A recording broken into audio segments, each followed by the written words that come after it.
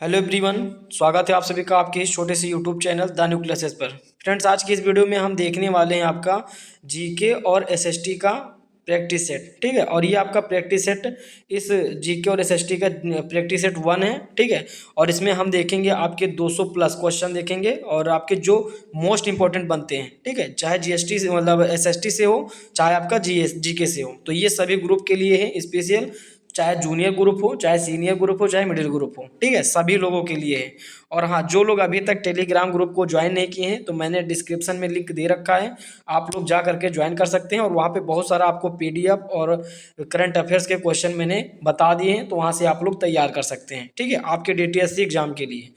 तो मैंने अभी तक आपका लिंक दे दिया है, आप लोग जा करके ज्वाइन कर लीजिएगा। ठीक है, और जो लोग अभी तक चैनल को सब्सक्राइब नहीं किए हैं, चैनल को सब्सक्राइब करेंगे और इस वीडियो को ज़्यादा से ज़्यादा शेयर कीजिएगा। ठीक है, तो सबसे पहले हमारा जो पहला प्रश्न यहाँ से स्टार्ट होता है कि मिड डे मील योजना कब से शुरू हुई थी। ठीक है, बहुत ही मोस्ट इंपॉर्टेंट क्वेश्चन है, खासकर मिडिल ग्रुप और सीनियर ग्रुप के लिए, कि मिड डे मील योजना कब से शुरू हुई थी। तो ये राइट आंसर होगा ऑप्शन नंबर सी आपका 1995 ईस्वी में आपका मिड डे मील आपका योजना शुरू हुआ था। ठीक है, नेक्स्ट क्वेश्चन आपके सामने कि गोलकुंडा की ऐतिहासिक इमारतें कहाँ हैं। गोलकुंडा की ऐतिहासिक इमारतें कहाँ हैं, तो इसका राइट आंसर होगा ऑप्शन नंबर डी यानी कि तेलंगाना में। ठीक है, गोलकुंडा की ऐतिहासिक इमारतें जो हैं आपकी तेलंगाना में स्थित हैं।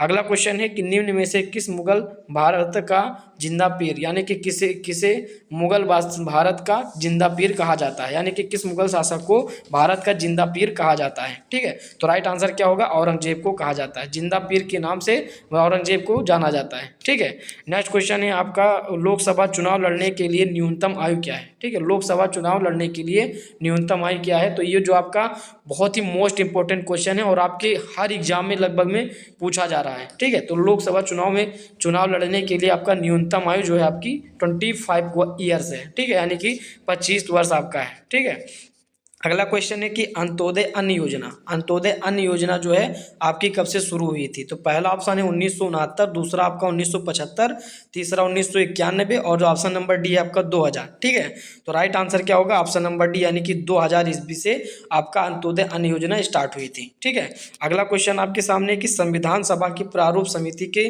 प्रमुख कौन थे। संविधान सभा की प्रारूप समिति के जो प्रमुख थे, अध्यक्ष थे, तो ये डॉक्टर भीमराव अम्बेडकर जी थे, यानी कि ऑप्शन नंबर डी सही होगा। ठीक है, ये प्रारूप समिति के अध्यक्ष थे। अगला क्वेश्चन है आपके सामने कि निम्नलिखित में कौन सा देश भारतीय लोहे की कच्चा धातु का सबसे बड़ा खरीदार है। ठीक है, तो राइट आंसर क्या होगा, ऑप्शन नंबर डी आपका सही हो जाएगा, जापान। ठीक है, जापान जो है आपका कच्चा धातु खरीदने के लिए तैयार खरीदार है। ठीक है, सबसे बड़ा।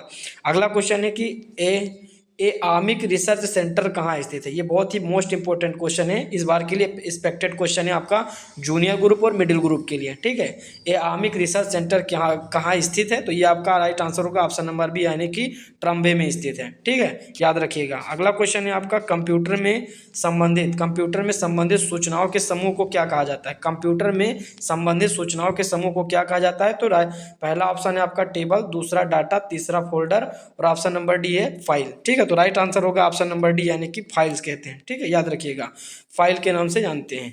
अगला क्वेश्चन है आपका नॉकआउट की शैली। ठीक है, नॉकआउट की शैली डॉट डॉट से संबंधित है। नॉकआउट की शैली जो है आपका ऑप्शन नंबर ये सही हो जाएगा, मुक्काबाजी से। ठीक है, मुक्केबाजी से आपका नॉकआउट की शैली संबंधित है। ठीक है, अगला क्वेश्चन है आपका इलाहाबाद का आनंद भवन। देखिए, बहुत ही मोस्ट इंपॉर्टेंट क्वेश्चन है इस बार के लिए, याद रखिएगा। ये सीनियर ग्रुप और मिडिल ग्रुप के लिए बहुत ही मोस्ट इंपॉर्टेंट है कि इलाहाबाद का आनंद भवन का निवास किससे संबंधित होता है, यानी कि हुआ था। ठीक है, इलाहाबाद का आनंद भवन डॉट डॉट का निवास स्थान हुआ करता था, यानी कि आनंद भवन जो है किससे संबंधित है। तो राइट आंसर इसमें से बता दूं आपको, पहला ऑप्शन है आपका गांधी जी, दूसरा है बच्चन परिवार से, तीसरा आपका नेहरू परिवार से और जो ऑप्शन नंबर डी है इनमें से कोई नहीं। तो राइट आंसर क्या होगा आपका, यहाँ पे नेहरू परिवार था। ठीक है, नेहरू परिवार से आपका राइट आंसर होगा। ठीक है, जो ये आपका आनंद भवन है इलाहाबाद में, वह नेहरू परिवार से, यानी कि नेहरू परिवार वहाँ पे निवास करता था। ठीक है, नेक्स्ट क्वेश्चन है आपका लिखाई में सबसे अधिक बार प्रयोग होने वाला अंग्रेजी शब्द कौन सा है। ठीक है, लिखावट में सबसे अधिक बार प्रयोग होने वाला अंग्रेजी शब्द जो आपका द शब्द है, ऑप्शन नंबर सी ये होगा। ठीक है, राइट। अगला क्वेश्चन है आपका, भारत की संविधान संविधान के रचयिता कौन है? भारत के संविधान रचयिता जो है डॉक्टर भीमराव अंबेडकर जी हैं। पहला ऑप्शन आपका राइट होगा, सभी को पता है। अगला क्वेश्चन है कि ब्रह्म समाज की स्थापना किसने की थी? ब्रह्म समाज की स्थापना किसने की थी? तो पहला ऑप्शन है राजा राम मोहन राय, ये आपका राइट आंसर है। ठीक है, राजा राम मोहन राय ने ब्रह्म समाज की स्थापना की थी। नेक्स्ट क्वेश्चन है आपका, किसी टेस्ट मतलब किस टेस्ट मैच में मतलब किसी टेस्ट मैच में शतक लगाने वाले प्रथम भारतीय कौन थे? देखिए बहुत ही वेरी वेरी इंपॉर्टेंट क्वेश्चन है, याद रखिएगा। किसी टेस्ट मैच में शतक बनाने वाले प्रथम भारतीय कौन थे? तो आपका ऑप्शन नंबर डी करेक्ट होगा, यानी कि लाला अमरनाथ ने। ठीक है, लाला अमरनाथ ने प्रथम शतक मारा था, और ये कौन थे? प्रथम भारतीय थे। ठीक है, प्रथम भारतीय जो थे लाला अमरनाथ ने, ठीक है, शतक मारा था। अगला क्वेश्चन है आपका, भारत के किस राज्य की पटोला साड़ी प्रसिद्ध है? भारत के किस राज्य की पटोला साड़ी प्रसिद्ध है? ठीक है, तो राइट आंसर क्या होगा? ऑप्शन नंबर सी सही हो जाएगा, गुजरात की। ठीक है, गुजरात की पटोला साड़ी फेमस है। अगला क्वेश्चन है आपके सामने कि खजुराहो के मंदिर का निर्माण किसने यानी करवाया था या बनवाए थे? खजुराहो के मंदिर डॉट डॉट ने बनवाए थे, तो इसका राइट आंसर क्या होगा? ऑप्शन नंबर डी करेक्ट होगा, चंडेल ने बनवाए थे। ठीक है, खजुराहो के जो मंदिर हैं वो चंडेल ने बनवाए थे, ऑप्शन नंबर डी एकदम राइट होगा। नेक्स्ट क्वेश्चन है आपका, भारत की सबसे बड़ी मानव जनसंख्या डॉट डॉट नगर में है, यानी कि भारत की सबसे बड़ी मानव जनसंख्या डॉट डॉट नगर में है, तो पहला ऑप्शन है आपका मुंबई, ये आपका 100% करेक्ट होगा। ठीक है, मुंबई जो है आपकी सबसे बड़ी जनसंख्या वाला नगर में है। अगला क्वेश्चन है कि भारतीय रेल में जोनों की संख्या, देखिए बहुत ही मोस्ट इंपॉर्टेंट क्वेश्चन है, याद रखिएगा, वेरी वेरी इंपॉर्टेंट क्वेश्चन है ये। भारतीय रेल में जोनों की संख्या कितनी है? तो ऑप्शन नंबर बी करेक्ट होगा, यानी कि 0 मतलब 9। ठीक है, 9 आपके जोन है भारतीय रेल में, याद रखिएगा। अगला क्वेश्चन है आपका, जनता का जनता के लिए, जनता का जनता के द्वारा और जनता के लिए राज किसने कहा था? ठीक है, ये जो शब्द है आपका किसने मतलब राज कहा जाता है, ऐसे कह सकते हो कि जनता का जनता के द्वारा जनता के लिए, यह शब्द मतलब क्या क्या कहलाता है, ऐसे कहते हो तो क्या कहलाता है? तो जो आपका कहलाता है आपका गणतंत्र कहलाता है। ठीक है, उसे हम क्या कहते हैं? गणतंत्र कहते हैं। अगला क्वेश्चन है आपका, जलियांवाला बाग हत्याकांड कब घटित हुआ था? ठीक है, जलियांवाला बाग हत्याकांड कब जनसंहार घटित कब हुआ था? तो ये आपका 13 अप्रैल 1919 को हुआ था। कब हुआ था? 13 अप्रैल 1919 को हुआ था, यानी कि ऑप्शन नंबर सी सही होगा। अगर डेट होता तो आपका 13 अप्रैल हो जाएगा। ठीक है, अगला क्वेश्चन है आपका, महात्मा गांधी दक्षिण अफ्रीका से भारत कब लौटे थे? देखिए बहुत ही मोस्ट इंपॉर्टेंट क्वेश्चन है आपका एसएसटी से, यानी कि महात्मा गांधी दक्षिण अफ्रीका से आपका सन आपका 1915 ईस्वी में होगा, राइट आंसर आपका 1915 होगा। ठीक है, right answer option number C correct होगा। नेक्स्ट क्वेश्चन है आपका, वंदे मातरम किसने लिखा है? वंदे मातरम किसने लिखा है? जो आपका वंदे मातरम राष्ट्रीय गीत है उसको किसने लिखा है? तो पहला ऑप्शन आपका है बंकिम चंद्र चट्टोपाध्याय ने, यानी कि इन्होंने लिखा है। ठीक है, पहला ऑप्शन एकदम करेक्ट होगा, पहला ऑप्शन आपका करेक्ट है। नेक्स्ट क्वेश्चन है आपका, सामाजिक अनुबंध किसने लिखा है? ये पुस्तक है आपका सामाजिक अनुबंध। ठीक है, सामाजिक अनुबंध किसने लिखा है? तो राइट आंसर क्या होगा इसमें से? आपका ऑप्शन नंबर बी करेक्ट होगा, यानी कि जीन जैक्स रोसियो ने। ठीक है, या रूसो ने कह सकते हो। ठीक है, रूसो, ऐसे अगर डायरेक्ट लिख कर आ जाता है रूसो या रोसियो, तो ये आपका राइट आंसर होगा, ऑप्शन नंबर बी। ठीक है, नेक्स्ट क्वेश्चन है आपका, निम्नलिखित राज्यों में सबसे पहले सूर्य उदय किसमें होता है? ठीक है, ये बहुत ही बार आया हुआ क्वेश्चन है, याद रखिएगा, यानी कि भारत के किस राज्य में सबसे पहले सूर्य उदय होता है? तो राइट आंसर होगा ऑप्शन नंबर सी, यानी कि अरुणाचल प्रदेश में। ठीक है, अरुणाचल प्रदेश में सबसे पहले सूर्य उदय होता है। नेक्स्ट क्वेश्चन है आपका, भारत का सर्वाधिक ऊर्जा सबसे ऊंचा झरना है, भारत का सर्वाधिक ऊंचा झरना कहाँ है? ये याद रखिएगा, मतलब कौन सा है? तो याद रखिएगा पहला ऑप्शन आपका बरकाना जो है ये राइट होगा। ठीक है, भारत का सर्वाधिक ऊंचा झरना कौन सा है? तो ये आपका पहला ऑप्शन है बरकाना झरना। ठीक है, पहला ऑप्शन आपका राइट होगा, ऑप्शन नंबर ये। अगला क्वेश्चन है आपका, भाखड़ा बांध किस नदी के ऊपर बनाया गया है? भाखड़ा बांध जो है आपका किस नदी पर बनाया गया है? तो पहला ऑप्शन है चिनाब, दूसरा आपका ताप्ती, तीसरा सतलुज, और ऑप्शन नंबर डी है जो आपका रावी। ठीक है, राइट आंसर क्या होगा? ऑप्शन नंबर सी करेक्ट होगा, यानी कि सतलुज नदी पर बनाया गया है। अगला क्वेश्चन है आपका कि निम्नलिखित निम्नलिखित राज्यों में काली मिट्टी कहाँ पाई जाती है, यानी कि जो आपका नीचे ऑप्शन दे रखा है उसमें से बताना है कि काली मिट्टी कहाँ पाई जाती है। तो पहला ऑप्शन है जम्मू और कश्मीर, ऑप्शन नंबर बी है राजस्थान, ऑप्शन नंबर सी है गुजरात और ऑप्शन नंबर डी है आपका झारखंड। राइट आंसर क्या होगा, ऑप्शन नंबर सी करेक्ट होगा, यानी कि गुजरात में काली मिट्टी पाई जाती है। और काली मिट्टी किसके लिए उपयुक्त होती है, तो कपास की खेती के लिए उपयुक्त होती है, याद रखिएगा। कपास की खेती के लिए काली मिट्टी बहुत ज़्यादा महत्वपूर्ण होती है और ये कहाँ पाई जाती है, गुजरात में पाई जाती है। ठीक है, अगला क्वेश्चन है आपके सामने कि साइमन कमीशन या साइमन आयोग भारत में कब आया था। ठीक है, बहुत ही मोस्ट इंपोर्टेंट क्वेश्चन है, जूनियर ग्रुप खासकर ध्यान रखिएगा। ठीक है, साइमन कमीशन भारत कब आया था, तो ये राइट आंसर होगा option number D, option number C, यानी कि 1928 ईस्वी में भारत का साइमन कमीशन भारत आया था। ठीक है, या साइमन आयोग आया था। अगला क्वेश्चन है आपका, गांधी जी ने अपना प्रसिद्ध नमक मार्च कहाँ से शुरू किया था। ठीक है, नमक मार्च कहाँ से शुरू किया था, ये तो आपको याद रखना है कि साबरमती आश्रम से पश्चिमी चंपारण तक इन्होंने किया था। ठीक है, याद रखिएगा। वैसे आपका करेक्ट आंसर इसमें से साबरमती आश्रम है। ठीक है, याद रखिएगा। अगला क्वेश्चन है आपके सामने कि किस वर्ष उपभोक्ता सुरक्षा अधिनियम भारत में लागू हुआ था। किस वर्ष उपभोक्ता सुरक्षा अधिनियम भारत में लागू हुआ था, उपभोक्ता सुरक्षा। ठीक है, तो राइट आंसर क्या होगा, ऑप्शन नंबर सी करेक्ट होगा, 1986 ईस्वी को, 1986 में आपका उपभोक्ता सुरक्षा अधिनियम लागू हुआ था। ठीक ठीक है, अगला क्वेश्चन आपके सामने है कि इनमें से कौन सार्वजनिक क्षेत्र का उदाहरण है। ठीक है, सार्वजनिक यानी कि सभी लोग। ठीक है, सार्वजनिक क्षेत्र का उदाहरण है, तो पहला ऑप्शन है टाटा स्टील, ये तो प्राइवेट है, निजी क्षेत्र का उदाहरण है।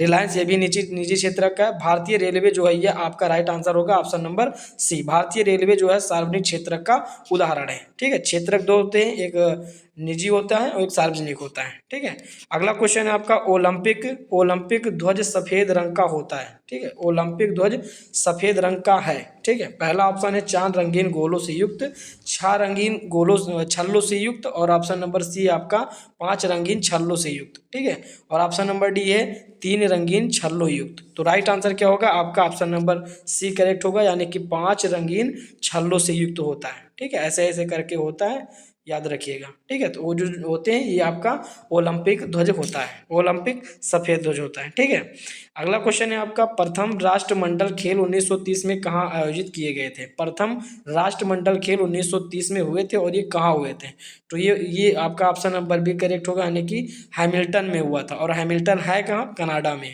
ठीक है, याद रखिएगा, हैमिल्टन में आपका प्रथम राष्ट्रमंडल खेल की शुरुआत हुई थी।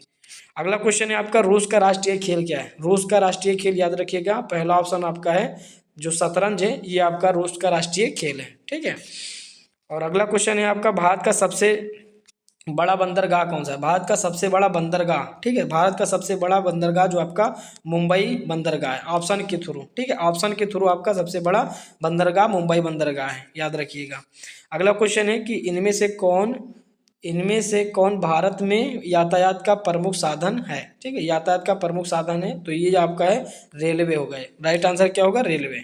अगला क्वेश्चन है आपके सामने कि इनमें से किस वर्ष प्रोजेक्ट टाइगर वन्य जीव अभियान शुरू किया गया था। ठीक है, बाघ अभियान जो होता है ना, प्रोजेक्ट टाइगर। ठीक है, बाघ सुरक्षा अधिनियम, तो जैसे कह सकते हो, तो प्रोजेक्ट टाइगर के जो वन्य जीव अभयारण्य अभियान शुरू किया गया था 1973 ईस्वी में शुरू किया था। ऑप्शन नंबर ये करेक्ट होगा। ठीक है, बहुत ही मोस्ट इंपोर्टेंट क्वेश्चन है, इसको बिल्कुल ध्यान में रखिएगा। अगला क्वेश्चन है आपके सामने, किस वर्ष पहली कपास मिल मुंबई में स्थापित की गई थी। पहला क्वेश्चन यहाँ से स्टार्ट होता है कि कपास की पहली मिल कहाँ पर स्थापित की गई थी, तो मुंबई में। और कब स्थापित की गई थी, तो 1854 ईस्वी में स्थापित की गई थी। ठीक है, 1855 मतलब 54 में, याद रखिएगा, 1854 में आपका इस्टेब्लिश किया गया था, स्थापित किया गया था। ऑप्शन नंबर बी करेक्ट होगा। ठीक है, नेक्स्ट क्वेश्चन है कि आपका, किस रास्ते द्वारा चीन से रेशम और मसाले यूरोप आते थे। ठीक है, किस रास्ते के द्वारा चीन से रेशम और मसाले यूरोप में आते थे, तो पहला ऑप्शन है जो राइट आंसर है, ऑप्शन नंबर सी करेक्ट होगा, सिल्क मार्ग के द्वारा। ठीक है, याद रखिएगा, सिल्क मार्ग के द्वारा आपका चीन से रेशम और मसाले यूरोप में आते थे। अगला क्वेश्चन है आपका कि इनमें से किस नदी को बंगाल में जमुना कहा जाता है। देखिए, बहुत बहुत ही मोस्ट इंपॉर्टेंट क्वेश्चन है कि बंगाल में जमुना किस नदी को कहा जाता है। तो ऑप्शन नंबर पहला आपका सही है, यानी कि ब्रह्मपुत्र नदी को जमुना के नाम से बांग्लादेश में जाना जाता है। ठीक है, बहुत ही मोस्ट इंपॉर्टेंट क्वेश्चन, याद रखिएगा। ठीक है, अगला क्वेश्चन है आपका, इनमें से कौन सा सर्वाधिक लंबा राष्ट्रीय राजमार्ग है? सबसे लंबा राष्ट्रीय राजमार्ग कौन सा है? तो पहला ऑप्शन है 2, तीसरा ऑप्शन है 3 और तीसरा ऑप्शन है, मतलब दूसरा ऑप्शन 3 है और तीसरा ऑप्शन 7 है और ऑप्शन नंबर डी जो है आपका 15 है। ठीक है, तो राइट आंसर क्या होगा? ऑप्शन नंबर सी सही होगा, जो आपका 7 है। ये राष्ट्रीय मार्ग NH 7 जो है आपका, यानी कि नेशनल हाईवे 7 जो है आपका, ये राइट होगा। ठीक है, अगला क्वेश्चन है आपके सामने कि भारत में टोकन मुद्रा किसने प्रारंभ की थी? भारत में टोकन मुद्रा किसने प्रारंभ की थी? तो पहला ऑप्शन है मोहम्मद बिन तुगलक, दूसरा ऑप्शन है शेरशाह सूरी, तीसरा ऑप्शन है अकबर, चौथा आपका इल्तुतमिश। राइट आंसर क्या होगा? मोहम्मद बिन तुगलक ने टोकन मुद्रा स्थापित की थी, यानी कि प्रारंभ किया था। ठीक है, टोकन मुद्रा किसने प्रारंभ किया था? तो मोहम्मद बिन तुगलक ने। नेक्स्ट क्वेश्चन है आपके सामने, शेरशाह सूरी की समाधि कहाँ पर है? ठीक है, शेरशाह सूरी का समाधि स्थल कहाँ है? तो राइट आंसर होगा ऑप्शन नंबर सी, यानी कि सासाराम, बिहार। ठीक है, सासाराम कहाँ पर है? ये बिहार में है। ठीक है, और वहीं पे आपका शेरशाह सूरी का समाधि स्थल भी है। ठीक है, सासाराम बिहार में। नेक्स्ट क्वेश्चन है आपका, मानसून का भारत में आगमन लगभग किस समय होता है? देखिए, बहुत ही मोस्ट इंपॉर्टेंट क्वेश्चन है, मानसून का भारत में आगमन लगभग किस समय होता है? तो ऑप्शन नंबर बी करेक्ट होगा, यानी कि जून के प्रारंभ में आपका भारत में मानसून आता है। ठीक है, याद रखिएगा, जून के प्रारंभ में। नेक्स्ट क्वेश्चन है आपके सामने कि ब्रह्मपुत्र नदी का उद्गम कहाँ से होता है? ब्रह्मपुत्र नदी जो है आपका उसका उद्गम कहाँ से होता है? तो राइट आंसर क्या होगा? ऑप्शन नंबर बी, यानी कि तिब्बत से होता है। ठीक है, याद रखिएगा, तिब्बत से आपका ब्रह्मपुत्र नदी का उद्गम होता है। अगला क्वेश्चन है आपके सामने, भूटान की राजधानी क्या है? भूटान की राजधानी सभी को पता होगा, आप लोग राज्यों की राजधानी और देश की राजधानी याद रखिएगा, और देश का राष्ट्रीय खेल और राज्य के राज्यपाल और मुख्यमंत्री, ये याद रखिएगा करंट अफेयर्स के लिए। ठीक है, करंट अफेयर्स में आपको मैं बता दूं, राज्यपाल और मुख्यमंत्री से आपको क्वेश्चन तैयार करके ही जाना है। ठीक है, एक ना एक क्वेश्चन आपके 100% आएंगे। ठीक है, तो ये जो आपका भूटान की राजधानी जो है, ये आपका थिम्पू है। ठीक है, राइट आंसर क्या होगा? थिम्पू। अगला क्वेश्चन है आपके सामने, बीच मई से आखिरी जुलाई तक किस देश में सूर्य पूरी तरह नहीं डूबता? ठीक है, सूर्य नहीं डूबता, याद रखिएगा, बीच मई से आखिरी जुलाई तक किस देश में सूर्य पूरी तरह नहीं डूबता है? तो इसका राइट आंसर आप लोग सर्च करके ढूंढ करके आप लोग कमेंट बॉक्स में बताइएगा। ठीक है, याद रखिएगा। अगला क्वेश्चन आपके सामने, विश्व युद्ध द्वितीय जो आपका होता, विश्व युद्ध द्वितीय कब हुआ था? ये बताना है कि विश्व युद्ध द्वितीय कब हुआ था। तो पहला मैं आपको बता दूं, 1914 से आपका 1918 ईस्वी तक हुआ था। ठीक है, 1914 से 1918 तक पहला विश्व युद्ध हुआ था, और दूसरा मैं आपको बता दूं 1939 से 1945 ईस्वी तक हुआ था।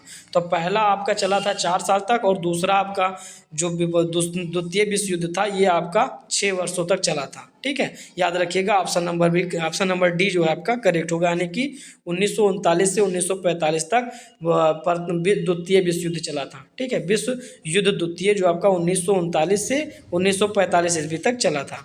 अगला क्वेश्चन है आपका, निम्न में से कौन सी हिमालय की प्रमुख नदी है? ठीक है, नदी आपको बताना है कि इनमें से कौन सी हिमालय की प्रमुख नदी है। तो ये जो आपका ऑप्शन नंबर, इसमें से पहला ऑप्शन गंगा, ये भी आती है, ब्रह्मपुत्र भी आती है और सिंधु भी आती है, यानी कि ऑप्शन नंबर डी सही होगा, इनमें से सभी। ठीक है, इनमें से सभी हैं।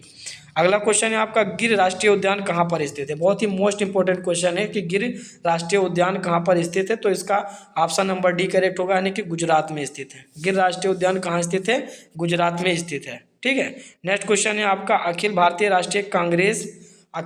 राष्ट्रीय कांग्रेस ने असहयोग कार्यक्रम को अपने किस अधिवेशन में स्वीकृत की मोहर लगा दी थी? ठीक है, तो नागपुर में। राइट आंसर क्या होगा? नागपुर में।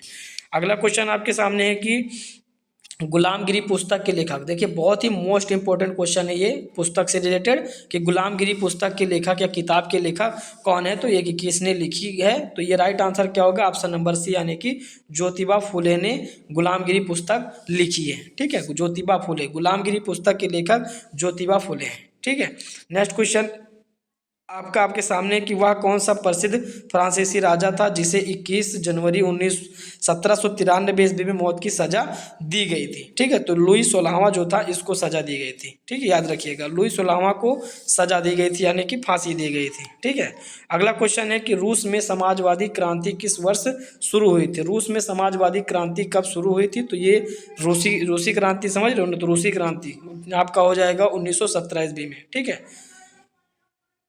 रूसी क्रांति और फ्रांसीसी क्रांति में आपको डिफरेंस पता होगा, यानी कि 1917 ईस्वी में आपका रूस की समाजवादी क्रांति हुई थी। ठीक है, अगला क्वेश्चन है आपका राज्यसभा के सदस्यों का कार्यकाल कितना होता है? राज्यसभा के सदस्यों का कार्यकाल जो आपका 6 वर्ष का होता है। पहले आपका ऑप्शन नंबर सी करेक्ट होगा। ठीक है, याद रखिएगा, लोकसभा का होता है 5 वर्ष। ठीक है, राज्यसभा का होता है 6 वर्ष। अगला क्वेश्चन है आपके सामने कि मधुशाला का लेखक कौन था? ठीक है, मधुशाला जो एक रचना है उसके लेखक आपको बताना है कि मधुशाला के रचनाकार कौन है या लेखक कौन है। तो ऑप्शन नंबर डी करेक्ट होगा, यानी कि हरिवंश राय बच्चन। मधुशाला, मधुबाला, ठीक है, और ऐसे करके होता है मधुशाला, और एक और ऐसे को रचना है, तो याद रखिएगा इनके रचनाओं को। ठीक है, टैगोर की रचनाओं को याद कर लीजिएगा क्योंकि इनके रिलेटेड आपका आता है। निराला से भी पढ़ लीजिएगा, प्रेमचंद से भी पढ़ लीजिएगा। ठीक है, बहुत ही मोस्ट इंपॉर्टेंट होते हैं सब। अगला क्वेश्चन है कि हमारे देश में जनगणना कितने वर्ष बाद होती है? तो हमारे देश में जनगणना कितने वर्ष बाद होती है? तो ऑप्शन नंबर बी करेक्ट होगा, यानी कि 10 वर्ष के बाद हमारे देश में जनगणना होती है। अगला क्वेश्चन आपके सामने है कि ट्रस्ट विथ डायनेस्टी, ठीक है, ट्रस्ट विथ डायनेस्टी भाषण किसने दिया था? देखिए, इस वीडियो का सबसे मोस्ट इंपॉर्टेंट क्वेश्चन, ठीक है, मैं आपको बता दे रहा हूँ। इसमें जो जितने भी मैं बार बार कह रहा हूँ कि मोस्ट इंपॉर्टेंट है, तो इसको आप एकदम रट लीजिएगा। ठीक है, बार बार रिपीट कर लीजिएगा। ट्रस्ट विथ डायनेस्टी, यानी कि डायनेस्टी भाषण किसने दिया था? तो पंडित जवाहरलाल नेहरू ने दिया था। ऑप्शन नंबर डी करेक्ट होगा, यानी कि ट्रस्ट विथ डायनेस्टी जो आपका भाषण दिया था पंडित जवाहरलाल नेहरू ने दिया था। भारतीय संविधान के निर्माण में कौन सहयोगी नहीं था? ठीक है, इसमें ऑप्शन देख के आपको बताना है। तो भारतीय संविधान निर्माण में आपके सहयोगी जो थे महात्मा गांधी जी नहीं थे। ऑप्शन नंबर डी करेक्ट होगा, यानी कि महात्मा गांधी जी सहयोगी नहीं थे। ठीक है, अगला क्वेश्चन आपके सामने कि एक लवण जल वाली झील कौन सी, यानी कि कह सकते हो लवण वाली झील कौन सी है? ठीक है, खारे पानी की झील। तो राइट आंसर क्या होगा? ऑप्शन नंबर बी, यानी कि सांभर जो है, सांभर झील या लवण वाली झील है। ठीक है, ऑप्शन नंबर बी करेक्ट होगा। अगला क्वेश्चन है आपका अली बंधुओं का संबंध किससे था? ठीक है, अली बंधु जो दो भाई थे, ठीक है, अली बंधुओं का संबंध किससे था? तो ऑप्शन नंबर बी, यानी कि खिलाफत आंदोलन से। ऑप्शन नंबर बी करेक्ट होगा, अली बंधुओं का संबंध खिलाफत आंदोलन से था। ठीक है, नेक्स्ट क्वेश्चन है आपका महात्मा गांधी किस वर्ष भारत लौटे थे? यानी कहाँ से लौटे थे? दक्षिण अफ्रीका से। ठीक है, दक्षिण अफ्रीका से भारत लौटे थे 1915 ईस्वी में, यानी कि ऑप्शन नंबर बी करेक्ट होगा। ठीक है, अगला क्वेश्चन है कि आपके सामने बांग्लादेश के ग्रामीण बैंक को स्थापित किया था। बांग्लादेश के ग्रामीण बैंक को स्थापित किसने किया था? डॉक्टर मुजीबुर रहमान ने। ठीक है, मुहिबुर रहमान ने, यानी कि ऑप्शन नंबर बी करेक्ट होगा, डॉक्टर मुहिबुर रहमान ने बांग्लादेश के ग्रामीण बैंक की स्थापना या स्थापित किया था। ठीक है, अगला क्वेश्चन है आपका उपभोक्ता संरक्षण अधिनियम, यानी कि कोपरा कह सकते हो। ठीक है, सिंपल भाषा में कोपरा भारत की संसद के द्वारा किस वर्ष पारित हुआ था? देखिए, अभी मैंने वहाँ पे उपभोक्ता संरक्षण अधिनियम बताया था, तो उसका राइट आंसर क्या होगा? ऑप्शन नंबर बी, यानी कि 1986 ईस्वी में कोपरा अधिनियम लागू किया गया था। ठीक है, 1986 राइट आंसर होगा। अगला क्वेश्चन है आपका नरेगा में कम से कम कितने दिनों के लिए रोजगार प्रावधान है? रोजगार का प्रावधान, यानी कि राइट आंसर क्या होगा? ऑप्शन नंबर ये, यानी कि 100 दिन। ठीक है, 100 दिन आप काम कर सकते हैं नरेगा में। ठीक है, नरेगा में कम से कम कितने दिनों में रोजगार का प्रावधान है? तो 100 दिन। ठीक है, नेक्स्ट क्वेश्चन है आपके सामने कि भारतीय राष्ट्रीय कांग्रेस की स्थापना कब हुई थी? भारतीय राष्ट्रीय कांग्रेस की स्थापना कब हुई थी? तो ये 1885 ईस्वी में हुई थी। ऑप्शन नंबर सी करेक्ट होगा, 1885। देखिए, बहुत ही मोस्ट इंपॉर्टेंट क्वेश्चन है ये। भारतीय राष्ट्रीय कांग्रेस की स्थापना कब हुई थी? 1850 ईस्वी में हुई थी। और किसने की थी? तो डॉक्टर मतलब ये ओ ह्यूम करके हैं। ठीक, याद रखिएगा, ये ओ ह्यूम करके हैं, उन्होंने भारतीय राष्ट्रीय कांग्रेस की स्थापना की थी। ठीक है, नेक्स्ट क्वेश्चन है भारतीय संविधान के 8वें शेड्यूल में कितनी, यानी कि 8वीं अनुसूची में कितनी भाषाएं सम्मिलित हैं? तो राइट आंसर क्या होगा? ऑप्शन नंबर बी सही होगा, 22 भाषाएं। ठीक है, कितनी भाषाएं? 22 भाषाएं शामिल हैं। ठीक है, 8वीं अनुसूची में। अगला क्वेश्चन है आपका भारतीय संविधान की प्रस्तावना के अनुसार भारत है एक। ठीक है, इसको पढ़ करके आपको उत्तर देना है, यानी कि इसका राइट आंसर बता दूं। ऑप्शन नंबर पहला पढ़ लेते हैं। पहला पढ़ने के बाद में इसमें प्रभुत्व संपन्न लोकतंत्रात्मक गणराज्य। ऑप्शन नंबर वैसे मैं बता दूं, ऑप्शन नंबर डी करेक्ट होगा, यानी कि जो है प्रभुत्वपन्न और समाजवादी, पंथ निरपेक्ष और लोकतंत्रात्मक गणराज्य। ठीक है, ऑप्शन नंबर डी एकदम करेक्ट होगा। ठीक है, याद रखिएगा, ये आपका एसएसटी का मोस्ट इंपॉर्टेंट क्वेश्चन है। ठीक है, इसको लर्न कर लीजिएगा। ये पिछली बार आपका इस तरीके से क्वेश्चन आया हुआ था। ठीक है, अगला क्वेश्चन है आपका, भारत में राष्ट्रीय ग्रामीण रोजगार गारंटी अधिनियम कब पारित हुआ था? भारत में राष्ट्रीय ग्रामीण रोजगार गारंटी अधिनियम कब पारित हुआ था? आंसर हो जाएगा ऑप्शन नंबर बी, यानी कि 2005 ईस्वी में। ठीक है, 2005 ईस्वी में ग्रामीण रोजगार गारंटी अधिनियम पारित हुआ था। ठीक है, अगला क्वेश्चन है आपका कि हॉलमार्क कृषि, या फिर इसको इस वाले क्वेश्चन को कह सकते हो मनरेगा योजना। ठीक है, मनरेगा योजना भारत में कब लागू हुआ था? तो 2005 ईस्वी में। ठीक है, याद रखिएगा। और अगर प्रथम पूछता है तो आपका आंध्र प्रदेश हो जाएगा। अगला क्वेश्चन है आपका, हॉलमार्क किसकी गुणवत्ता का प्रमाण है? ठीक है, हॉलमार्क एक होता है एगमार्क और एक होता है हॉलमार्क। ठीक है, तो हॉलमार्क जो आपका आभूषणों से संबंधित एक गुणवत्ता का प्रमाण होता है, और होता है एगमार्क जो होता है खाद्य एगमार्क। ठीक है, एगमार्क ऐसे करके होता है, तो ये जो होता है आपका खाद्य पदार्थों से होता है, लेकिन यहाँ पे पूछ रखा है हॉलमार्क। तो हॉलमार्क याद रखिएगा, आपका आभूषणों से संबंधित गुणवत्ता का प्रमाण देता है। ठीक है, अगला क्वेश्चन है आपका, रोजगार गारंटी योजना। ये देखिए यहाँ पे आ गया, रोजगार गारंटी योजना यानी कि मनरेगा योजना। ठीक है, मनरेगा योजना सर्वप्रथम कहाँ लागू हुआ था? तो आपका महाराष्ट्र में हुआ था। ठीक है, पहला ऑप्शन आपका ऑप्शन गलत है, यानी कि ऑप्शन नंबर बी करेक्ट होगा, यानी कि महाराष्ट्र में। ठीक है, अगला क्वेश्चन है आपका, लिविंग हिस्ट्री पुस्तक के रचयिता कौन है? पुस्तक याद रखिएगा, आपका एक नया क्वेश्चन बनेगा। लिविंग हिस्ट्री पुस्तक के रचयिता कौन है?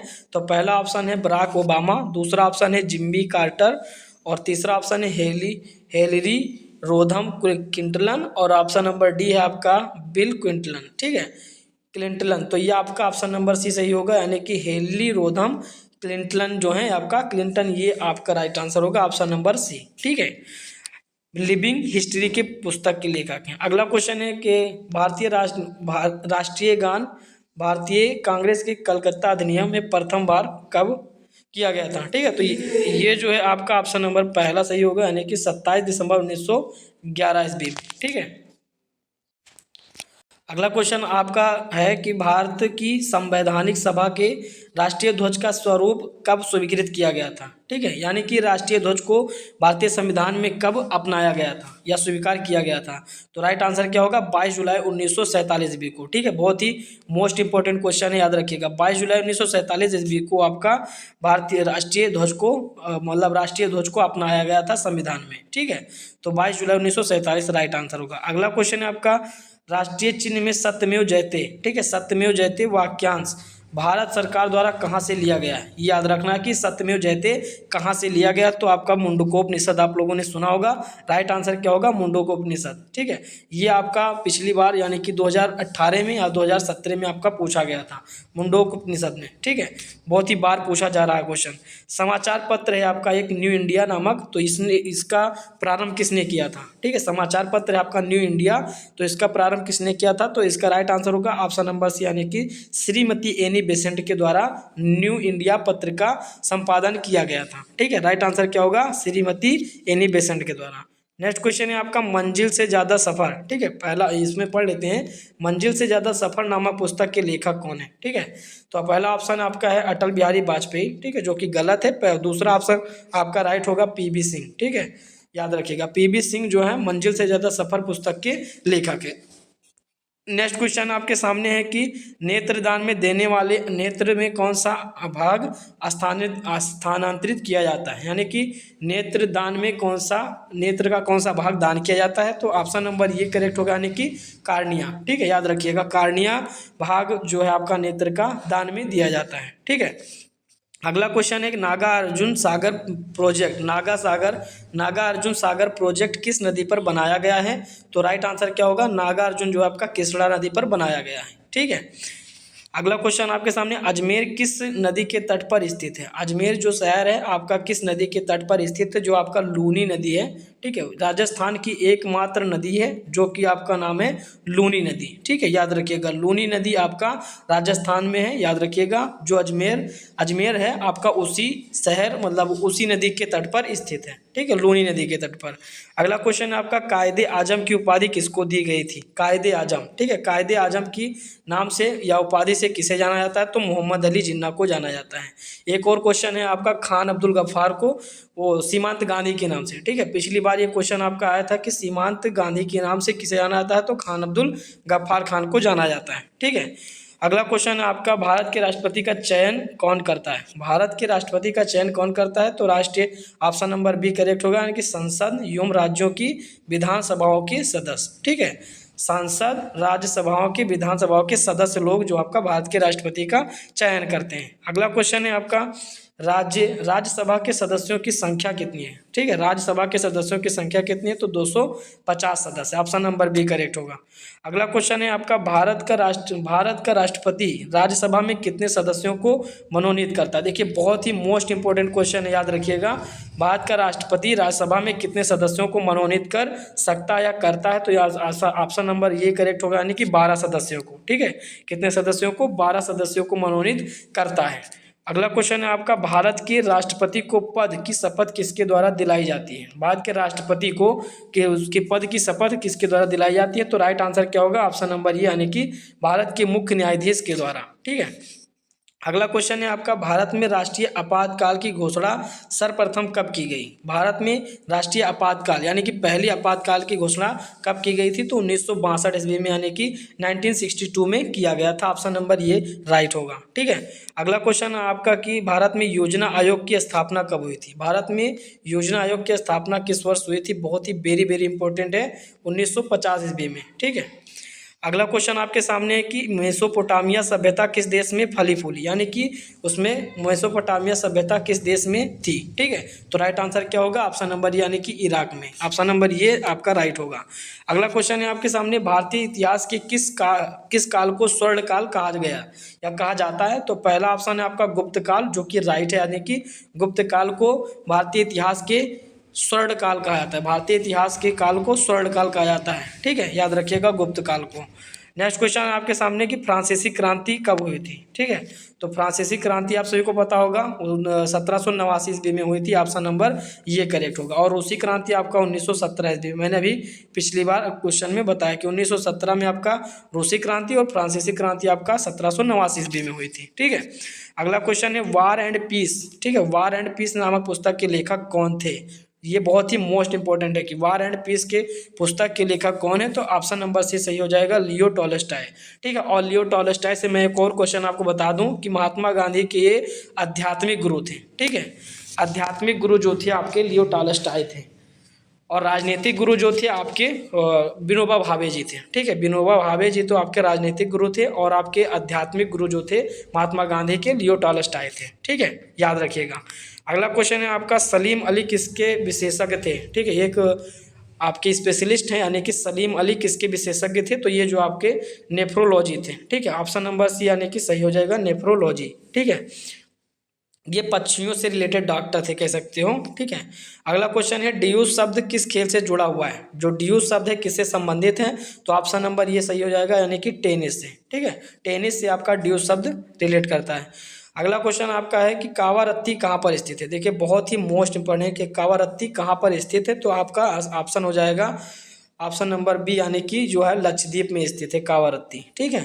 अगला क्वेश्चन है, कोरोमंडल तट कहाँ स्थित है? कोरोमंडल तट कहाँ स्थित है? तो पहला ऑप्शन है केरल तट, दूसरा ऑप्शन है गुजरात तट, तीसरा आपका है बंगाल तट, और ऑप्शन नंबर डी है तमिलनाडु तट, ठीक है। राइट आंसर होगा कोरोमंडल, जो आपका तमिलनाडु तट पर स्थित है। ऑप्शन नंबर डी एकदम करेक्ट होगा, ठीक है। अगला क्वेश्चन है इंग्लिश यानी कि अंग्रेजी, ठीक है, अंग्रेजों की ईस्ट इंडिया कंपनी किस देश में स्थापित हुई, यानी किस वर्ष में, सॉरी, इंग्लिश यानी कि अंग्रेजी ईस्ट इंडिया कंपनी किस वर्ष भारत में स्थापित हुई थी? तो ये आपका ऑप्शन नंबर ये सही हो जाएगा, 1600 ईस्वी में ईस्ट इंडिया कंपनी की स्थापना हुई थी, यानी कि स्थापित हुई थी, ठीक है। डायरेक्ट पूरे आपका 1600 ईस्वी में याद रखना है, ठीक है। राजा राम मोहन राय ने किसके द्वारा मतलब किसके संस्थापक थे, ये आपको बताना है। तो ये क्वेश्चन मैंने पहले भी करवाया था, ब्रह्म समाज के राजा राम मोहन राय थे, ठीक है। अगला क्वेश्चन है राजा राम मोहन राय, सॉरी, आपका आर्य समाज से, ठीक है, ऑप्शन नंबर सी सही हो जाएगा, आर्य समाज से, याद रखिएगा। अगला क्वेश्चन है आपका कि मेघदूत एवं रघुवंशम किसकी रचनाएं हैं। मेघदूत रघुवंशम किसकी रचनाएं हैं, तो ये आपका कालिदास राइट आंसर होगा, ऑप्शन नंबर सी, ठीक है। अगला क्वेश्चन है कि उर्दू भाषा में प्रसिद्ध उमराव जानिए अदा किसने लिखा है। ठीक है, एक उपन्यास है उमराव जानिए अदा जो है, ये एक उपन्यास है, किसके लेखक हैं, तो इनके लेखक हैं मिर्जा हादी रुस्वा। ठीक है, right answer option number D से हो जाएगा, मिर्जा हादी रुस्वा जी हैं। अगला क्वेश्चन है अमजद अली खान का संबंध किससे है। अमजद अली खान क्या हैं या किससे संबंधित हैं, तो राइट आंसर क्या होगा, ऑप्शन नंबर डी यानी कि संगीतज्ञ हैं। ठीक है, अमजद अली खान।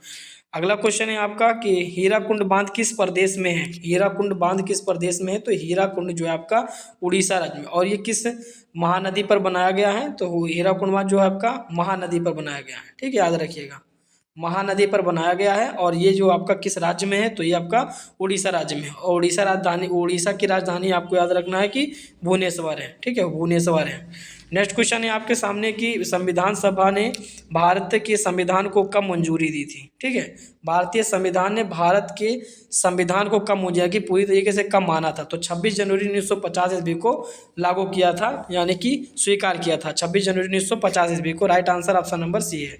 नेक्स्ट क्वेश्चन है आपके सामने कांग्रेस के किस अधिवेशन में भारत की संपूर्ण स्वतंत्रता की मांग तय की गई थी। ठीक है, कांग्रेस किस अधिवेशन में भारत की संपूर्ण स्वतंत्रता की मांग की गई थी, तो 1937 में होगी, ऑप्शन नंबर सी सही है। वैसे इस क्वेश्चन को आप लोग चेक कर लीजिएगा, इसमें ऑप्शन नंबर मुझे कन्फ्यूजन है, बट आप लोग एक बार चेक कर लीजिएगा। ठीक है, उसके बाद आप लोग इसको कमेंट बॉक्स में बताइएगा। ठीक है, वैसे मैंने इसमें लगा दिया है, बट हमने ध्यान नहीं दिया था, लेकिन आप लोग चेक कर लीजिएगा कांग्रेस के किस अधिवेशन में भारत की संपूर्ण स्वतंत्रता की मांग की गई थी। ठीक है, वैसे तो मुझे लग रहा है कि आपका 1929 सही है, बट इसमें से आप लोग ऑप्शन चेक कर लीजिएगा। भारत में महिलाओं को वोट डालने का अधिकार किस उम्र से है। ठीक है, भारत में महिलाओं को वोट डालने का अधिकार जो आपका किस उम्र से है, तो आपका ऑप्शन नंबर ये करेक्ट होगा, 18 वर्ष से। ठीक है, 18 वर्ष के आप वोट डाल सकते हैं। अगला क्वेश्चन है आर्थिक मंदी की शुरुआत किस वर्ष हुई थी। देखिए, बहुत ही मोस्ट इंपॉर्टेंट क्वेश्चन है मिडिल ग्रुप के लिए। आर्थिक मंदी की शुरुआत किस वर्ष हुई थी, तो 1929, 1930, 1932। अब आप लोग क्लास 10th वाले और आपके 9th वाले ये बच्चे क्वेश्चन आपका इसका जवाब जरूर देखें, क्योंकि आप लोग पढ़ रहे हैं। ठीक है, आर्थिक मंदी, ठीक है, सामाजिक विज्ञान यानी कि सोशल साइंस में आपको ये क्वेश्चन मिला है, आर्थिक मंदी की शुरुआत कब हुई थी, इसको मैं बताऊंगा नहीं। ठीक है, अगला क्वेश्चन है आपका केसरी समाचार पत्र का प्रकाशन किसने किया था, यानी कैसे कह सकते हो कि केसरी पत्र का संपादन किसने किया था, तो इसका राइट आंसर बाल गंगाधर तिलक होगा, ऑप्शन नंबर ये करेक्ट होगा। ठीक है, अगला क्वेश्चन है आपका निम्नलिखित में कौन सा उपन्यास मुंशी प्रेमचंद द्वारा नहीं लिखा गया। ठीक है, नहीं यहाँ पे बताना है कि किस मुंशी प्रेमचंद द्वारा रचित रचना नहीं है, तो पहला ऑप्शन है आपका रंगभूमि, दूसरा गोदान, तीसरा चंद्रकांता, ऑप्शन नंबर डी है सेवा सदन। तो राइट आंसर क्या होगा, ऑप्शन नंबर सी यानी कि चंद्रकांता जो है इसके लेखक मुंशी प्रेमचंद जी नहीं है, बाकी और जितने भी रचनाएं हैं उनके लेखक मुंशी प्रेमचंद जी हैं। ठीक है, याद रखिएगा, चंद्रकांता शायद आपके हैं खत्री करके कुछ हैं। ठीक है, याद रखिएगा। वैसे अगला क्वेश्चन है आपका भारत के सबसे प्राचीन उपन्यास किस भाषा में है, यानी कि भारत के सबसे प्राचीन उपन्यास किस भाषा में है, इसका ऑप्शन आप लोग जल्दी से कमेंट बॉक्स में बताइएगा। ठीक है, अगला क्वेश्चन है आपका पामेला उपन्यास। ठीक है, पामेला उपन्यास का लेखक कौन था। देखिए, पामेला उपन्यास का लेखक कौन था, तो ऑप्शन नंबर डी यानी कि रिचर्डसन जो है उन्होंने किया था। ठीक है, उपन्यास के लेखक जो हैं रिचर्डसन ने। ठीक है, रिचर्डसन ने आपके इनके लेखक हो जाते हैं। अगला क्वेश्चन है आपका प्राचीन काल में हस्तलिखित। ठीक है, प्राचीन काल में हस्तलिखित किताब को क्या कहा जाता था, यानी कि हाथ से जो भी किताबें लिखी जाती थी उनको क्या कहा जाता था। पहला ऑप्शन है धारावाहिक, दूसरा आपका उपन्यास, तीसरा आपका है रोमानी पुस्तक, और ऑप्शन नंबर डी है आपका पांडुलिपि। ठीक है, राइट आंसर क्या होगा, ऑप्शन नंबर डी करेक्ट होगा, यानी कि ऑप्शन नंबर डी यानी कि पांडुलिपि कहते थे। ठीक है, पांडुलिपि कहते थे हस्तलिखित किताब को। अगला क्वेश्चन है कि रॉबिन क्रूसो उपन्यास के लेखक कौन है। ठीक है, और रॉबिन क्रूसो उपन्यास के लेखक जो है आपका डेनियल डेफो, यानी कि ऑप्शन नंबर सी सही हो जाएगा, डेनियल डेफो जी हैं। ठीक है, अगला क्वेश्चन आपके सामने है कि आधुनिक हिंदी साहित्य का जनक किसे कहा जाता है। आधुनिक हिंदी साहित्य का जनक किसे कहा जाता है, तो पहला ऑप्शन है रामधारी सिंह दिनकर, दूसरा ऑप्शन है मैथिली शरण गुप्त, तीसरा ऑप्शन है भारतेंदु हरिश्चंद्र को, और ऑप्शन नंबर डी है सूर्यकांत त्रिपाठी निराला जी को। तो राइट आंसर क्या होगा, ऑप्शन नंबर सी सही हो जाएगा। भारतेंदु हरिश्चंद्र को भारतीय हिंदी साहित्य का जनक कहा जाता है, यानी कि आधुनिक हिंदी साहित्य का जनक। ठीक है, अगला क्वेश्चन है आपका, मराठी भाषा का सबसे पहला उपन्यास कौन सा था। मराठी भाषा का सबसे पहला उपन्यास जो है ऑप्शन नंबर बी सही हो जाएगा, यमुना जो है ये राइट होगा। ठीक है, अगला क्वेश्चन है, ग्रेट बैरियर रीफ कहाँ पर पाई जाती है। बहुत ही मोस्ट इंपॉर्टेंट क्वेश्चन है, याद रखिएगा। ग्रेट बैरियर रीफ कहाँ पाई जाती है, तो पहला ऑप्शन है आपका भारत, दूसरा चीन, तीसरा ऑस्ट्रेलिया, और ऑप्शन नंबर डी है नेपाल। राइट आंसर क्या होगा, ऑप्शन नंबर सी सही होगा, ऑस्ट्रेलिया। ठीक है, ग्रेट बैरियर रीफ बहुत ही मोस्ट इंपॉर्टेंट है, याद रखिएगा। मिडिल और जूनियर वाले में भी, सीनियर वाले भी याद रखिएगा। ठीक है, आ सकता है। अगला क्वेश्चन है आपका, पूर्वी घाट का सर्वोच्च शिखर कौन सा है। तो पूर्वी घाट का सर्वोच्च शिखर जो आपका कंचनजंगा है। ठीक है, याद रखिएगा, कंचनजंगा है। अगला क्वेश्चन है, दक्कन ट्रैप के नाम से किसे जाना जाता है। दक्कन ट्रैप के नाम से आपका प्रायद्वीपीय पठार, ऑप्शन नंबर डी करेक्ट होगा, यानी कि इसको हम दक्कन ट्रैप कहते हैं। ठीक है, अगला क्वेश्चन है आपका, भारत की सबसे बड़ी खारे पानी की झील कौन सी है। खारे पानी की झील कौन सी है, तो याद रखिएगा ऑप्शन नंबर बी करेक्ट होगा, चिल्का झील। ठीक है, कौन सी है, चिल्का झील सही है, ऑप्शन नंबर बी।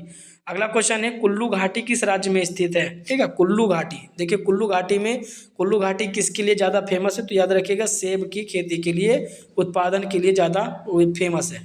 ठीक है, और ये जो आपका है हिमाचल प्रदेश में, ऑप्शन नंबर बी सही है, हिमाचल प्रदेश में कुल्लू घाटी स्थित है। नेक्स्ट क्वेश्चन है आपका, गोवा के दक्षिण में स्थित पश्चिमी तटीय पट्टी का नाम बताइए। गोवा के, अभी कुछ देर पहले मैंने किसी पट्टी का नाम बताया था, कोरोमंडल, जो तमिलनाडु से है, लेकिन इसमें पूछ रखा था गोवा, अभी इस बार पूछा है कि गोवा के दक्षिण में स्थित पश्चिमी तटीय पट्टी कौन सी है, तो जो आपका कन्नड़ है, ये राइट आंसर होगा, ऑप्शन नंबर सी। ठीक है, अगला क्वेश्चन है आपका, भारतीय मरुस्थल में पाई जाने वाली एकमात्र नदी कौन सी। देखिए, अभी ये क्वेश्चन मैंने कुछ देर पहले ऊपर करवाया था। ठीक है, तो भारतीय मरुस्थल में पाई जाने वाली एकमात्र नदी मैंने बताया था लूनी, और लूनी नदी जो अजमेर से रिलेटेड है। ठीक है, अजमेर शहर जो आपका इसी नदी के तट पर स्थित है। ठीक है, अगला क्वेश्चन है आपका, भारत में हिमालय का सबसे ऊंचा शिखर कौन सा है। भारत में हिमालय का सबसे ऊंचा शिखर जो आपका कंचनजंगा है। ठीक है, भारत, ऑप्शन नंबर ये करेक्ट होगा।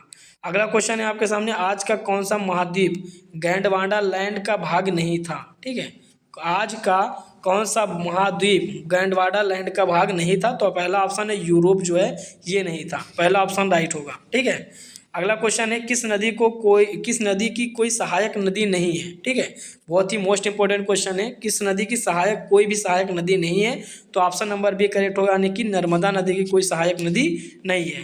नेक्स्ट क्वेश्चन है आपका, गंगा नदी की सबसे बड़ी सहायक नदी कौन सी है।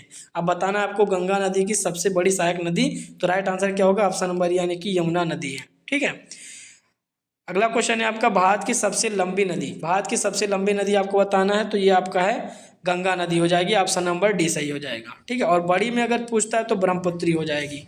ठीक है, ब्रह्मपुत्र जो नदी है आपका सबसे बड़ी भारत की मानी जाती है, और लंबी अगर पूछता है तो आपका क्या हो जाएगा, ब्रह्मपुत्र नहीं होगी, आपका गोदावरी हो जाएगी। ठीक है, बड़ी अगर आपकी पूछती है तो गोदावरी, और आपका लंबी पूछता है तो आपका ऑप्शन नंबर डी यानी कि डी सही हो जाएगा, गंगा नदी। चौड़ी नदी में आपका नाम आता है। ठीक है, आप चौड़ी नदी में चेक कर लीजिएगा, वैसे चौड़ी नदी में आपका ब्रह्मपुत्र नदी का नाम आता है। ठीक है, और आपका है आपका अगला क्वेश्चन है कि बड़कल झील किस राज्य में स्थित है। बड़कल झील जो आपका है किस राज्य में स्थित है, तो ये आपका ऑप्शन नंबर यानी कि ऑप्शन नंबर ये सही है, हरियाणा में स्थित है। ठीक है, बड़कल झील जो आपका हरियाणा में स्थित है।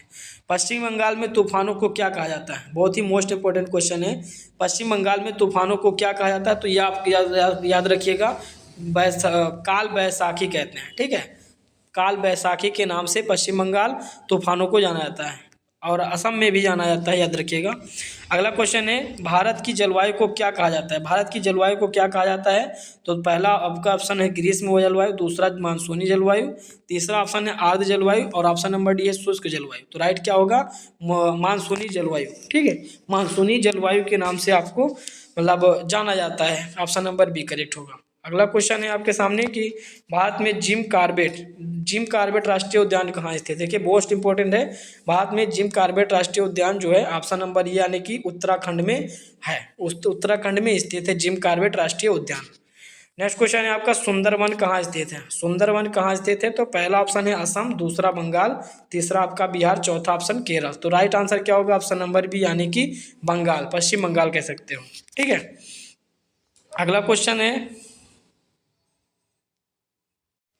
सिमलीपाल जीव मंडल निश्चय निश्चय कौन से राज्य में स्थित है। ये आपको बताना है कि सिमलीपाल जो राष्ट्रीय उद्यान है यानी कि जीव मंडल निश्चय है, ये आपका कहाँ स्थित है। तो राइट आंसर क्या होगा, ऑप्शन नंबर सी यानी कि उड़ीसा में स्थित है। ठीक है, अगला क्वेश्चन है कि निम्नलिखित में कौन सी सुमेध प्रजाति है। ठीक है, सुमेध प्रजाति आपको बताना है। तो ऑप्शन नंबर सी करेक्ट होगा यानी कि गंगा नदी की डॉल्फिन नदी सुमेध प्रजाति में आती है। ठीक है, ऑप्शन नंबर सी करेक्ट होगा।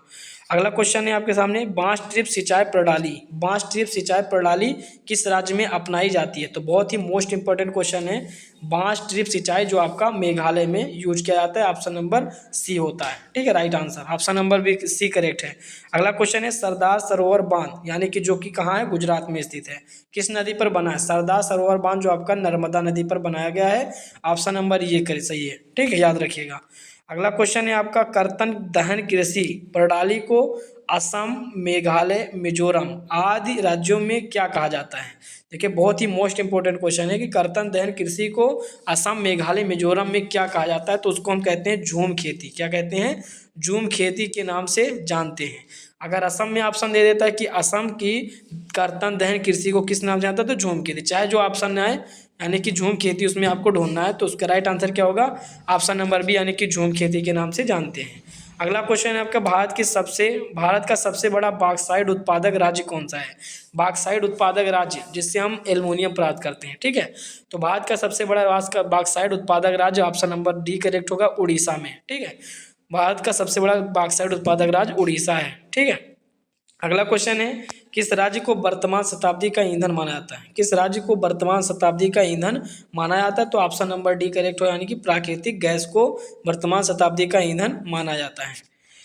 नेक्स्ट क्वेश्चन है आपके सामने नरोरा परमाणु ऊर्जा केंद्र किस राज्य में है। नरोरा परमाणु ऊर्जा केंद्र आपका किस राज्य में है। तो ऑप्शन नंबर ये करेक्ट होगा यानी कि उत्तर प्रदेश में है।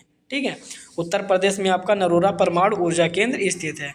अगला क्वेश्चन है निम्नलिखित में कौन सा सर्वोत्तम गुण वाला कठोर कोयला है। यानी कि कोयला का सर्वोत्तम ठीक ठाक जो आपका वो होता है, सर्वोत्तम गुण होता है कोयले का, तो ये कौन सा है। तो ऑप्शन नंबर ये मतलब बी करेक्ट होगा, एंथ्रासाइट। ठीक है, याद रखिएगा। अगला क्वेश्चन आपके सामने है कि भिलाई इस्पात कारखाना किस राज्य में स्थित है। बहुत ही इंपॉर्टेंट क्वेश्चन है कि भिलाई इस्पात कारखाना आपका छत्तीसगढ़ में स्थित है, ऑप्शन नंबर ये करेक्ट होगा। ठीक है, नेक्स्ट क्वेश्चन है आपके सामने कि भारत का सबसे लंबा राष्ट्रीय राजमार्ग कौन सा है। ठीक है, भारत का सबसे लंबा राष्ट्रीय राजमार्ग जो आपका NH7 है, पहले मैंने क्वेश्चन करवाया, यानी कि NH7 का मतलब नेशनल हाईवे 7। ठीक है, राष्ट्रीय राजमार्ग 7 जो आपका सबसे लंबा है। अगला क्वेश्चन है आपका भारत में वयस्क मताधिकार कब लागू किया गया था। भारत में वयस्क मताधिकार जो आपका 1950 ईस्वी में लागू किया गया था, ऑप्शन नंबर ये करेक्ट है। ठीक है, नेक्स्ट क्वेश्चन है आपके सामने कि किस देश में प्रजातंत्र नहीं है। किस देश में प्रजातंत्र नहीं है। तो ऑप्शन नंबर डी सही होगा, उत्तर कोरिया में, यानी कि साउथ कोरिया में आपका वहाँ पे प्रजातंत्र नहीं है, वहाँ पे राजतंत्र चल रहा है। ठीक है, तानाशाही कह सकते हो। यह कथन किसका है, प्रजातंत्र जनता की जनता के लिए और जनता द्वारा सरकार। ठीक है, तो ये कथन जो आपका अब्राहम लिंकन ने दिया था। ठीक है, जनता द्वारा जनता के लिए जनता का शासन, ये जो है ये कथन आपका किसने दिया था। तो अब्राहम लिंकन ने दिया था। अगला क्वेश्चन है डेमोक्रेसी शब्द किस भाषा से लिया गया। तो डेमोक्रेसी शब्द जो आपका ग्रीक भाषा से लिया गया, तो ऑप्शन नंबर भी राइट होगा। नेक्स्ट क्वेश्चन है आपका यह किसने कहा है प्रजातंत्र ऐसा शासन है जिसमें प्रत्येक व्यक्ति भाग लेता है। तो राइट आंसर क्या होगा, ऑप्शन नंबर ये यानी कि प्रोस्टेलेस सीले ने कहा था। ठीक है, सीले ने कहा था, ऑप्शन नंबर ये करेक्ट होगा। ठीक है, ऑप्शन नंबर ये। अगला क्वेश्चन है संविधान सभा की बैठक कितने दिन तक हुई थी। ठीक है, संविधान सभा की बैठक कितने दिन तक हुई थी। तो ऑप्शन नंबर डी करेक्ट होगा, यानी कि 114 दिन तक बैठक हुई थी। ठीक है, अगला क्वेश्चन है रंग भेद की नीति से आपका क्या तात्पर्य है। रंग भेदी मतलब आपका नस्ली भेदभाव से संबंधित है, यानी कि ऑप्शन नंबर सी करेक्ट होगा। नस्ली भेदभाव से रंग भेद की नीति संबंधित है। अगला क्वेश्चन है कि भारतीय संविधान के अस्थायी अध्यक्ष कौन थे। ठीक है, अस्थायी अध्यक्ष अगर आपका पूछता है तो डॉक्टर राजेंद्र प्रसाद हो जाएगा। अगर अस्थायी पूछता है तो आपका सच्चिदानंद सिन्हा हो जाएगा। ठीक है, वैसे ज़्यादातर इस टाइम आपका अस्थायी अध्यक्ष पूछ रहा है, तो अस्थायी अध्यक्ष में आपको बताना है सच्चिदानंद सिन्हा और अस्थायी बताना है आपको डॉक्टर राजेंद्र प्रसाद। ठीक है, और प्रारूप समिति के अध्यक्ष मैंने अभी बताया डॉक्टर भीमराव अम्बेडकर को। अगला क्वेश्चन है भारत कब गणतंत्र बना था। ठीक है, भारत कब गणतंत्रात्मक राज्य बना था, तो 26 जनवरी 1950 ईस्वी को ऑप्शन नंबर बी करेक्ट होगा। जिस संविधान सभा ने भारत का संविधान लिखा उसमें कितने सदस्य थे, ये आपको बताना है। तो 299 सदस्य थे, यानी कि ऑप्शन नंबर बी सही होगा। ठीक है, संविधान आपका भारतीय संविधान लिखने में कितने सदस्य थे, 299 थे। अगला क्वेश्चन है आपका चुनाव आयोग की अवधि कितनी है, यानी कि चुनाव आयोग की अवधि कितनी है, तो आपका आंसर होगा ऑप्शन नंबर सी, यानी कि 6 वर्ष। ठीक है, कितना होगा, 6 वर्ष। अगला क्वेश्चन है चुनाव आयोग के सदस्यों की नियुक्ति कौन करता है। चुनाव आयोग की सदस्यों की नियुक्ति कौन करता है, तो ऑप्शन नंबर ये, यानी कि राष्ट्रपति करता है। ठीक है, प्रेसिडेंट करता है। नेक्स्ट क्वेश्चन है आपका राजनीतिक दलों की चुनाव चिन्ह जो आपका मिलता है उसका निश्चय कौन करता है। राजनीतिक दलों के चुनाव चिन्ह का निश्चय कौन करता है, तो ऑप्शन नंबर डी सही हो जाएगा, चुनाव आयोग करता है। ठीक है, इलेक्शन कमीशन करता है। अगला क्वेश्चन है आपका राज्यसभा की अवधि कितनी है। राज्यसभा की अवधि कितनी है, तो ये जो होती है अस्थाई सदन होती है। ठीक है, याद रखना सदन के अकॉर्डिंग होती है, यानी कि अस्थाई सदन होती है। अगला क्वेश्चन है राज्यसभा में मनोनीत सदस्यों की संख्या कितनी होती है। राज्यसभा में मनोनीत सदस्यों की संख्या जो आपका 12 होती है, यानी कि ऑप्शन नंबर ये करेक्ट होगा। ठीक है, अगला क्वेश्चन है देश का मुखिया कौन होता है। ठीक है, देश का मुखिया कौन होता है, तो पहला देश का नागरिक होता है राष्ट्रपति होता है, यानी कि प्रेसिडेंट होता है। ऑप्शन नंबर बी करेक्ट है। ठीक है, लोकसभा की अध्यक्षता कौन करता है, तो लोकसभा की अध्यक्षता जो आपका स्पीकर करता है, याद रखिएगा। ठीक है, तो ये शायद लास्ट क्वेश्चन था इस वीडियो का। वहाँ सॉरी नीचे एक क्वेश्चन और है, भारतीय संसद निम्न सदन किसे कहा जाता है, यानी कि भारतीय संसद के निम्न सदन किसको कहा जाता है। निम्न सदन को क्या कहा जाता है, तो निम्न सदन जो आपका है लोकसभा को कहा जाता है, यानी कि निम्न सदन लोकसभा के नाम से जाना जाता है। ठीक है, तो इस वीडियो का सबसे लास्ट क्वेश्चन था और ये बहुत ही मोस्ट इंपॉर्टेंट क्वेश्चन है। ठीक है, आई होप आप लोगों ने पूरी वीडियो को देखा होगा। अगर नहीं देखा होगा फिर भी आप लोग दोबारा देख लीजिएगा, क्योंकि ये क्वेश्चन आपके बहुत ही बार बार रिपीटेड क्वेश्चन है, बहुत ही बेसिक क्वेश्चन है, इंपॉर्टेंट है। ठीक है, मैं अगेन कह रहा हूँ बहुत ही मोस्ट इंपॉर्टेंट है। तो ये सीनियर ग्रुप, मिडिल ग्रुप और सभी लोगों के लिए याद रखिएगा, कोई खास स्पेशल नहीं है, लेकिन आप सभी लोगों के लिए है। ठीक है, तो मिलते हैं नेक्स्ट वीडियो के साथ, तब तक के लिए अपनी तैयारी करते रहिए। ठीक है, ओके बाय।